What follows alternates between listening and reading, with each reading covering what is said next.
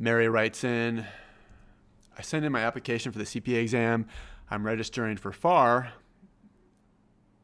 but they are waiting for my transcripts. How should I set up my study plan? I may not pass all 4 parts of the CPA exam before the 2024 changes that will take place. What exam should I take next? Any advice would be great. Thank you. All right, so here is the recommended CPA exam order for 2023. This is January through June exams. It's FAR, auditing, regulation, and BEC. So nothing's changed there, but then it gets interesting after June. So I go back and forth as far as what you want to knock out first, BEC or auditing. And this is what I've come down to. You want to pass BEC first so that you don't have to take the discipline sections. So BAR, TCP, and ISC. So BAR, which is like FAR and BEC had a baby. TCP, which is the tax portion of regulation drilled down, and then ISC, which is like everything you hated about the IT section of BEC. You don't want to take any of that. You want to just pass BEC. So knock that out first. And then auditing is not losing any content, but it is absorbing some content from other areas. So if you can, I'd get auditing out of the way first. And then FAR and regulation. So that's the recommended order for 2023, like July. And the reason why I put November, technically you can still take exams in December, but I believe they're not offering any exams past December 15th. And so you really have until November, like just plan on November just to get all of your exams done. And because it just kind of gets crazy after that. And so my recommended exam order in 2024 is auditing, FAR. Well, I have BEC in there, but that's obviously not an exam.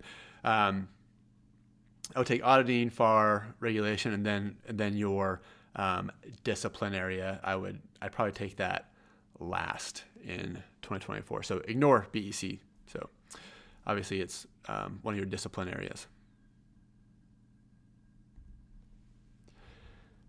Zach writes in, for rewriting the Ninja Notes and the Ninja book, do candidates rewrite them word for word? I want to make sure I understand the most efficient note-taking technique. So rewriting your notes falls under the J phase of the Ninja Study Framework. And I get it. Most people will not rewrite their notes because they see it as a superfluous step. And I think I'm the only exam company out there recommending that. Lots of pretty highlighting on pages, but not a lot of note-taking or rewriting your notes. Okay, I get it. Let me just try to sell you on why you should rewrite your notes. So it's the perfect cram. It's information that you've already studied, and you're kind of restudying it as you take your long form scribbles and put them into little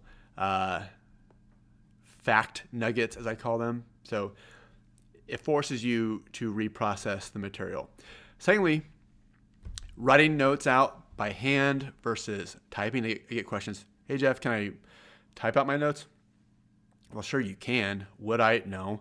I would write them out with your hand because science says that there's something about writing something out connects your brain to the material. And so take that for what it's worth, but it does connect the material to your brain.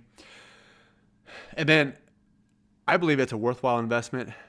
I've never had anyone invest the week that it takes to do this and be like, man, Jeff, terrible recommendation, total waste of time. Never had that email in 10 years.